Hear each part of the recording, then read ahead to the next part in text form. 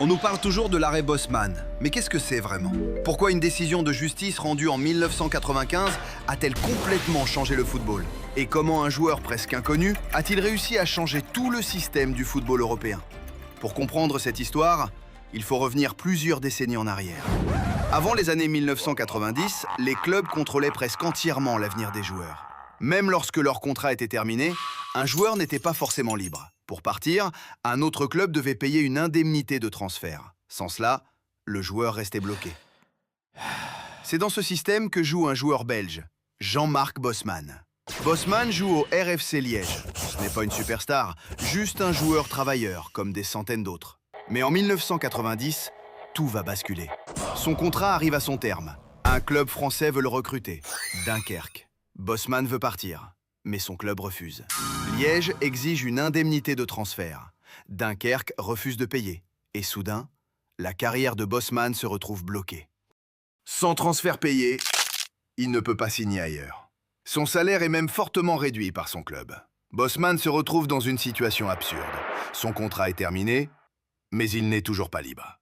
Plutôt que d'accepter cette situation, il décide de se battre. Avec l'aide d'un avocat, il attaque son club et la fédération belge, mais aussi l'UEFA. Son argument est simple. Dans l'Union européenne, les travailleurs doivent pouvoir circuler librement. Alors pourquoi un footballeur ne pourrait-il pas changer de club librement une fois son contrat terminé? L'affaire est portée devant la Cour de justice de l'Union européenne.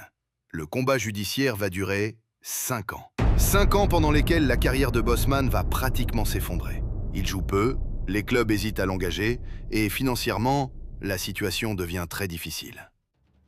Mais Bosman continue le combat. Puis arrive le 15 décembre 1995. La Cour de justice de l'Union européenne rend sa décision. Et cette décision va tout changer.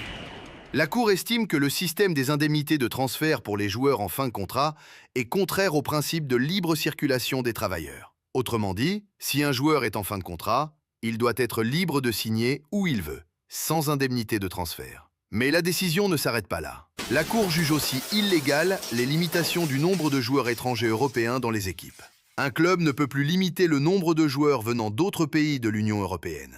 C'est une révolution.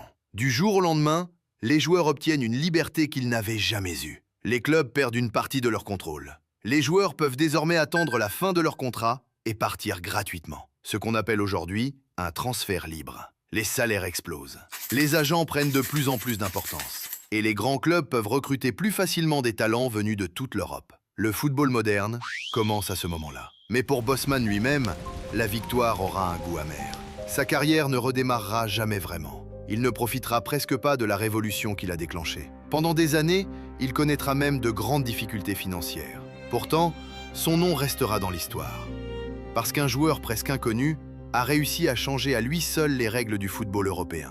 Aujourd'hui encore, chaque fois qu'un joueur quitte son club librement à la fin de son contrat, c'est grâce à l'arrêt Bosman.